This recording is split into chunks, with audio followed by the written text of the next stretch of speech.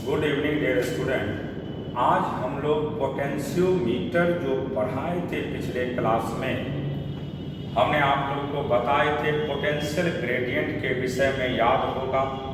हमने सीधे बोले थे कि पोटेंशियल ग्रेडियंट को या तो के नाम से जानते हैं या तो फाई के नाम से, और सिंपली पढ़ाए थे वोल्टेज पर यूनिट लेंथ को किसके नाम से जानते हैं, पोटेंशियल ग्रेडियंट के नाम से।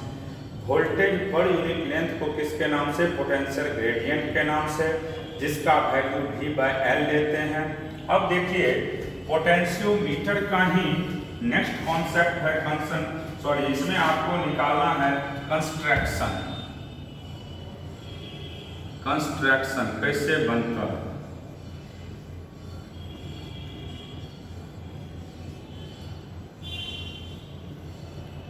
देखिए ये AB एक वायर होता है,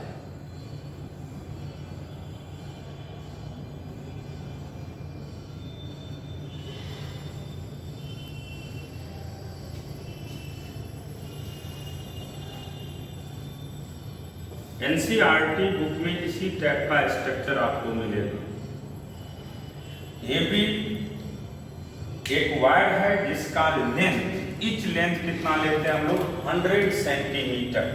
ये AB एक वायर है जिसका इच लेंथ कितना है, 100, और कितना है, 1 2 3 4 है, तो 400 सेंटीमीटर हो जाएगा। लेकिन क्या इस वायर को खींच करके एक बड़ा वायर बनाया जा सकता है सीधा करके? तो हम जो अभी आप लोग को समझाएंगे, तो ये जो वायर आप देख रहे हैं AB, इसी को बड़ा कर दिया जाता है। तो अब स्ट्रक्चर इसका इस तरह से होगा, देखिए ध्यान से। ये बैटरी है, इससे एक आमीटर को कनेक्ट कर दिए हैं, यहां पे एक आमीटर कनेक्टेड है। उसके बाद यहां पे एक रियोस्टेट है, देखिए यहां से हम रियोस्टेट कनेक्ट कर दिए हैं। फिर उसके बाद एक की पॉइंट है जिसको चाबी कहते हैं आप लोग। फिर उसके बाद ये जो वायर है आपका, ये B पॉइंट हो जाएगा और ये A होगा। अब A से ही हम लोग यहां पे देखिए एक सेल को कनेक्ट करते हैं, और इसके बाद इसमें एक गैल्वेनोमीटर को कनेक्ट कर दिए हैं, और ये नल डिफ्लेक्शन देगा। और इस पॉइंट को J के नाम से जानते हैं, इसका लेंथ L मान लेते हैं। तो देखिए यहाँ पे सबसे पहले हम लोग क्या किए हैं, एक सेल लिए हैं, सेल से आमीटर को और रियोस्टेट को कनेक्ट किए हैं। ये की पॉइंट है। AB जो है ये वायर है, यही वायर को बड़ा करके हम AB लिख दिए हैं, और A से ही हमने सेल को कनेक्ट किए हैं, और सेल से किसको कनेक्ट किए हैं, गैल्वेनोमीटर को। और गैल्वेनोमीटर कहाँ पे कनेक्टेड है, J पॉइंट पे, और यही जो है J पॉइंट नल डिफ्लेक्शन देता है। अब इसका कंस्ट्रक्शन जो बनाए हैं उसी को यहाँ पे लिखेंगे। तो देखिए कैसे लिखते हैं, it consist of 4 wire, each of length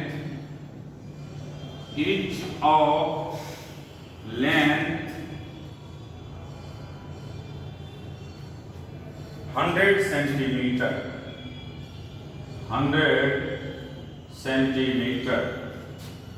having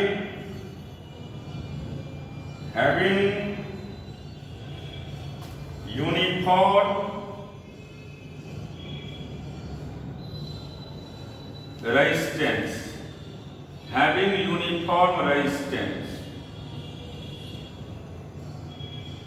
full stop.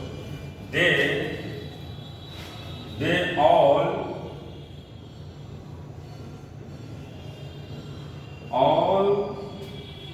join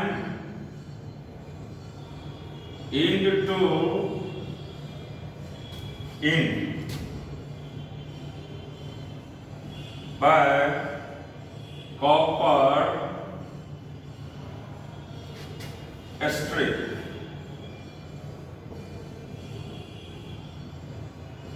between the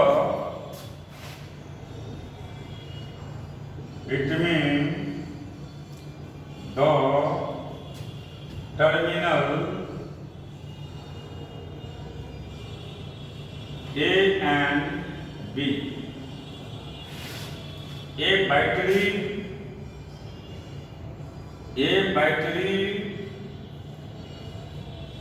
A rheostat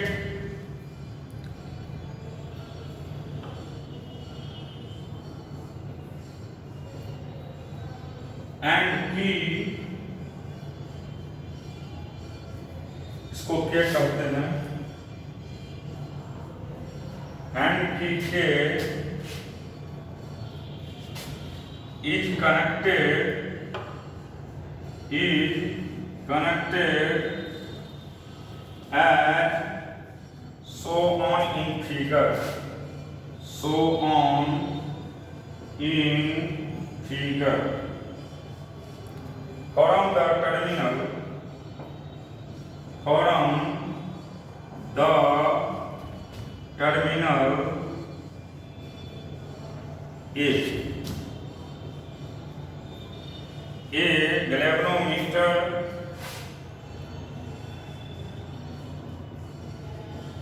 A galvanometer along with jockey is connected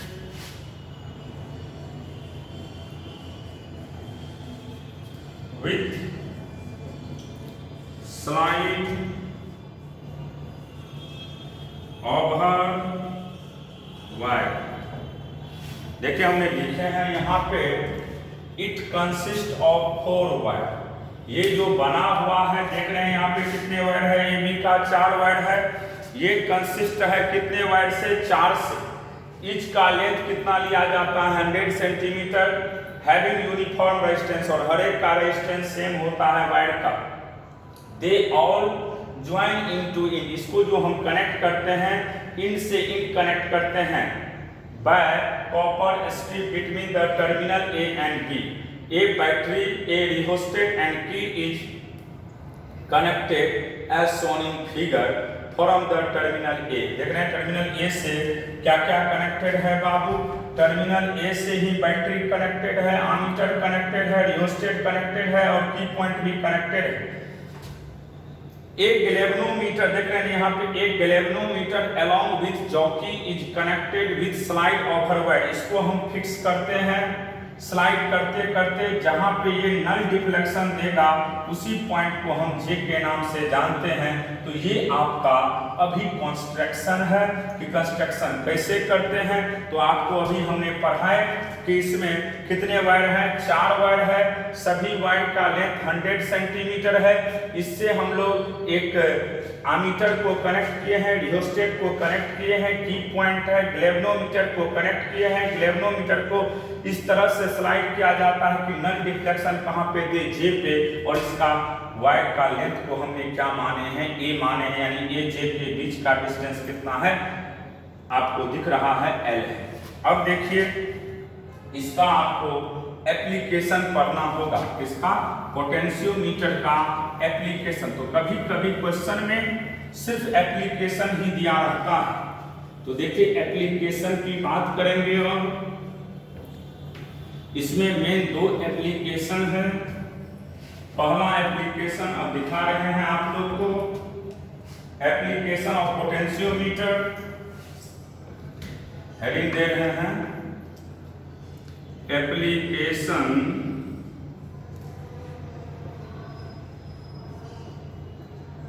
of potentiometer, application of potentiometer. देखिए क्या एप्लीकेशन है। पहला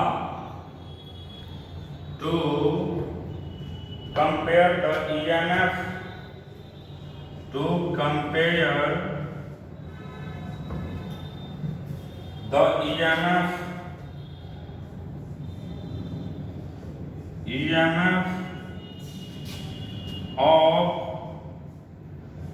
two cells। आपको इसमें कंपेयर करना है दो cell के ईएमएफ के विषय में, दो सेल के ईएमएफ के विषय में प्रूव कर कंपेयर करना है। तो देखिए इसके लिए भी वही कंस्ट्रक्शन,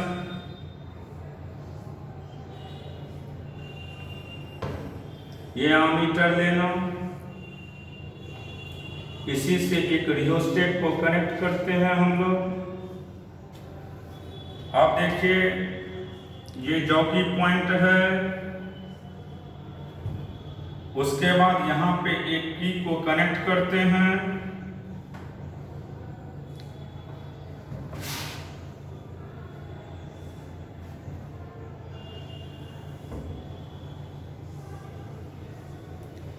अब देखिए ए और बी दो इंड है।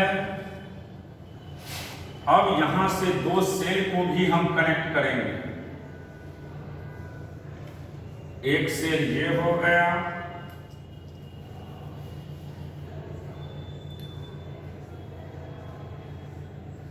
फिर दूसरा सेल यहां पे, इसका नाम 1 दीजिएगा, इसका नाम 2 दीजिए। यहां पे एक 3 पॉइंट है, ये कनेक्ट होगा, इसी से हम एक गैल्वेनोमीटर को कनेक्ट किए हुए हैं। अब देखिए जब 1 और 3 इसका EMF E1 है और इसका EMF E2 है। जब 1 और 3 कनेक्टेड रहेगा तो नल डिफ्लेक्शन मान लीजिए J पे देता है, और नल डिफ्लेक्शन अगर J पे देता है तो इसके लेंथ का नाम हम L1 देते हैं।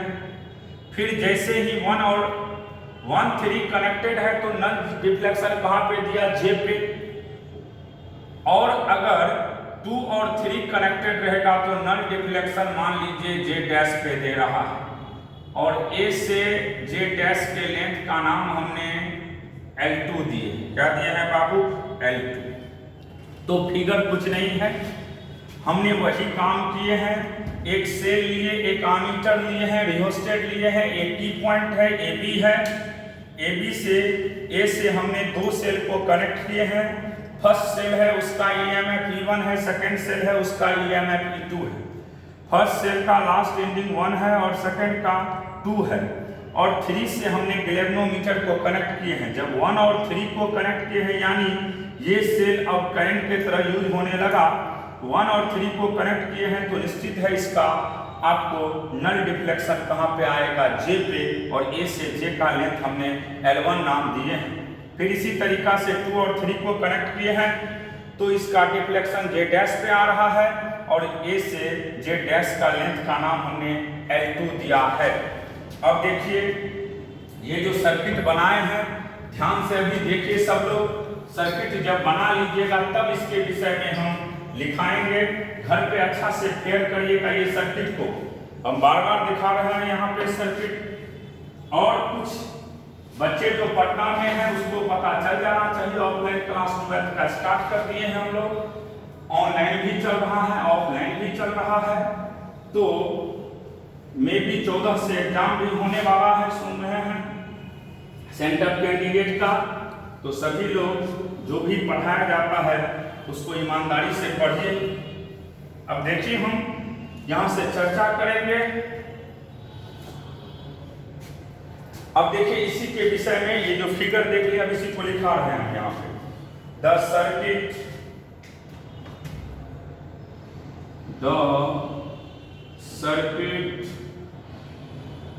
Diagram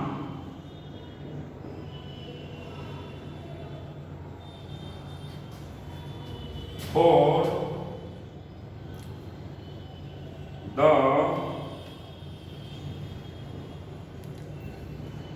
comparison of EMF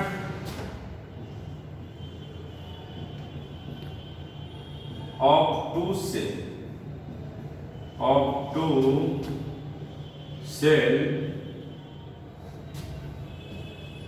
is as shown on in figure. It consists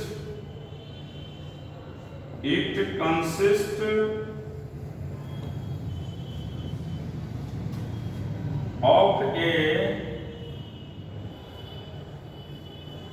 potentiometer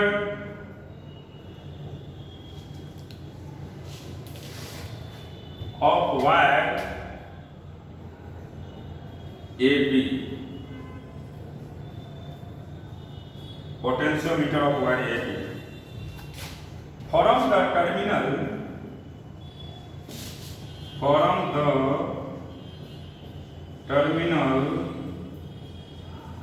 A, there are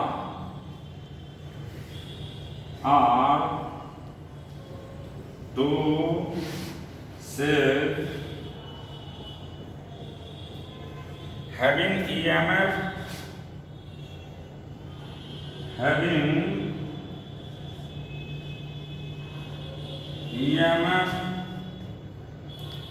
E1 and E2, which gives null point at distances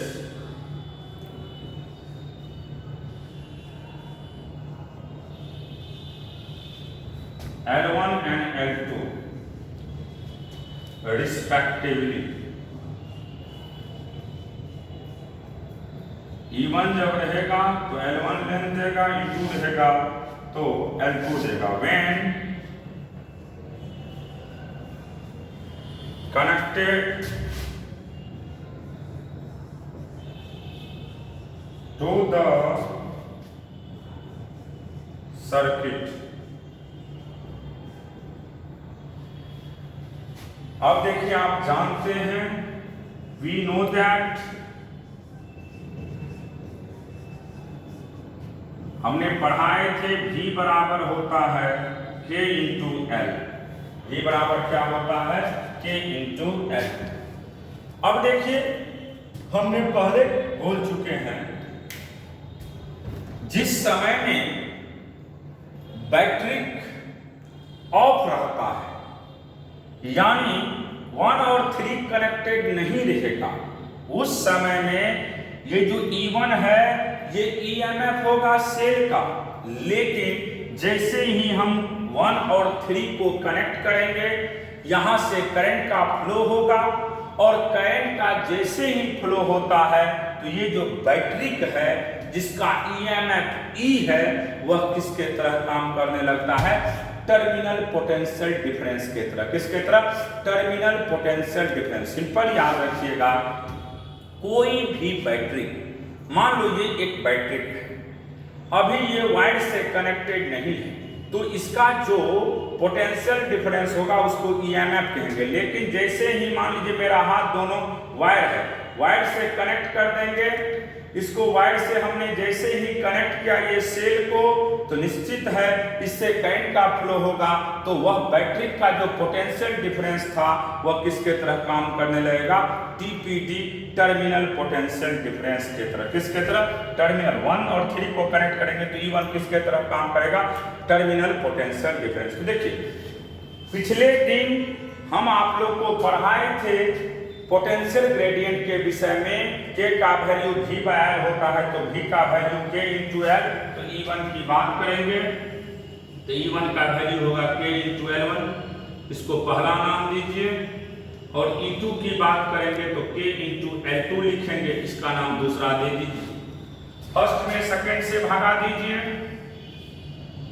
तो यहां से आपको E1 बाय E2 की बात करिएगा तो K into L1 upon K into L2, K से K cancel. तो यहां से आपको एक डायरेक्ट डेरिवेशन आया E1/E2 का वैल्यू क्या होता है बाबू, L1/L2। तो जब भी आपको कहेगा एप्लीकेशन में कंपेयर करने के लिए किसी दो सेल के ईएमएफ के विषय में, तो सिंपल याद रखिएगा E1 का लेंथ L1 है, E1 का लेंथ क्या है L1, तो E1/E2 और E2 का लेंथ L2 है, तो E1/E2 का वैल्यू क्या होता है L1/L2। E1/E2 का वैल्यू क्या होता है L1/L2। E1/E2 का वैल्यू ही होता है L1/L2। ये प्रूव किए हैं अभी। अब देखिए इसके बाद नेक्स्ट कॉन्सेप्ट फिर इसमें पढ़ना है आप लोग को पोटेंशियोमीटर में। दूसरा एप्लीकेशन क्वेश्चन कैसे पूछता है उसी को लिखेंगे। दूसरा एप्लीकेशन इसी में पढ़ना है आप लोग को, to find the internal resistance of a cell. To find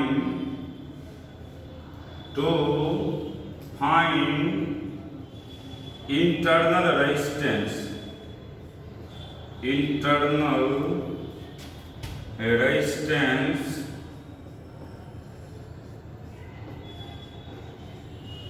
of the cell. आपको पहला हमने पढ़ाए टू फाइंड द इंटरनल, हमने पढ़ाए थे कंपेयर करने के लिए ईएमएफ में, और दूसरा पढ़ा रहे हैं to find the internal resistance of the cell.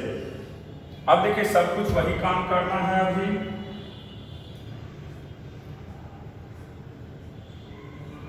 यहां पे आमीटर, रियोस्टेट,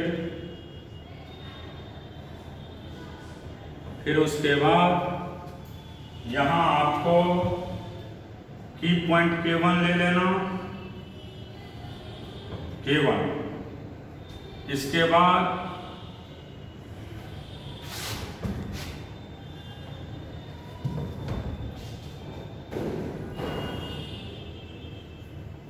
ये पॉइंट K1 है, ये A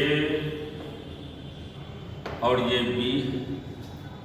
अब A B है, फिर हम लोग एक पॉइंट से एक सेल को कनेक्ट किए हैं जिसका ईएमएफ E है।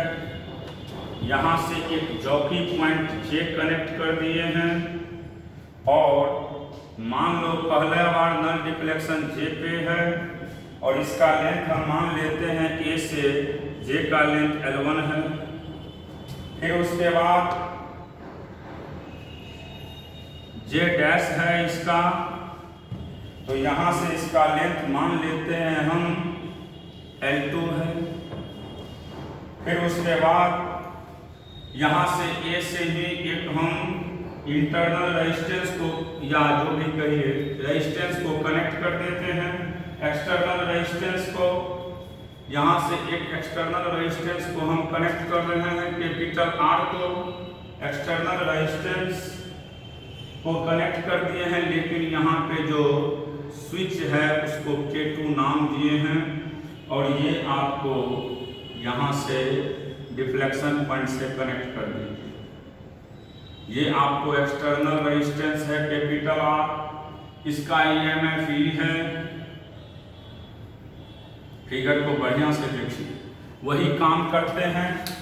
एक हम लोग सेल लिए हैं, आमीटर लिए हैं, रियोस्टेट लिए हैं, K1 एक पॉइंट है, बैटरी की पॉइंट है K1, दूसरा K2 है। एक सेल A से कनेक्ट किए हैं, एक बार नल डिफ्लेक्शन J पे देता है, उसका लेंथ A से J का L1 माने हैं, दूसरे बार J डैश पे देता है, और इसका डिफ्लेक्शन हमने क्या माने हैं बाबू, J डैश माने हैं, और J डैश का लेंथ जो है A से, उसको हमने मान लिए हैं क्या है L2 है। अब देखिए इसमें कैसे हमें डेरिवेशन निकालना है इंटरनल रेजिस्टेंस का वैल्यू। और इंटरनल रेजिस्टेंस जो होता है वह किसी भी सेल का अपना होता है, उसको लिखने की जरूरत नहीं होता है, उसको लिखना भी नहीं चाहिए, क्योंकि कोई भी सेल आपको आइडियल नहीं मिलेंगे, उसका कुछ न कुछ अपना एक रेजिस्टेंस होंगे और उसी रेजिस्टेंस को हम इंटरनल रेजिस्टेंस के नाम से जानते हैं। देखिए यहाँ पे दो चार लाइन लिख लीजिएगा इसके विषय में। क्या लिखना है? इट कंसिस्ट ऑफ, वही काम जो लिखे थे, it consist of potentiometer, meter having wire AB,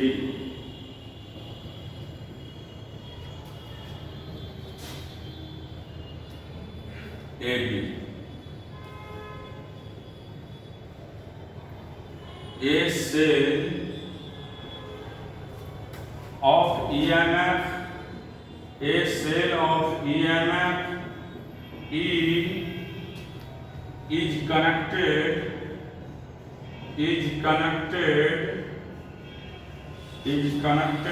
from the terminal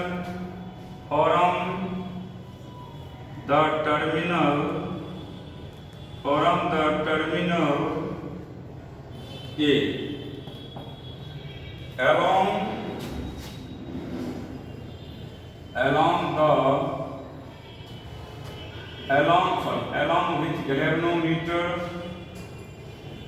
along with galvanometer and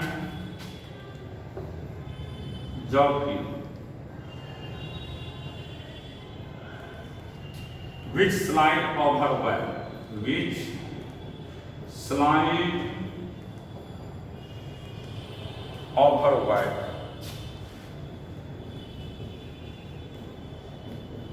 full stop. Paragraph circle के नीचे से there is another resistance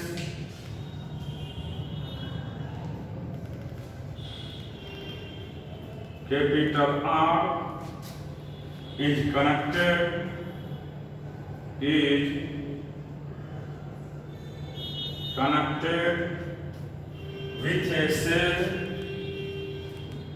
with a cell along with a key K2 as shown in figure. When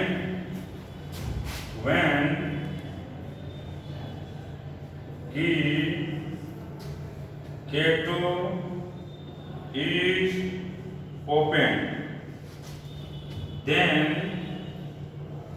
the whole EMF of cell drop across wire AJ and null point was found at L1। तो E का value होगा यहाँ से K into L1, इसका नाम first लीजिए। फिर when key K2 is closed, then EMF becomes terminal potential difference TPD and null point was found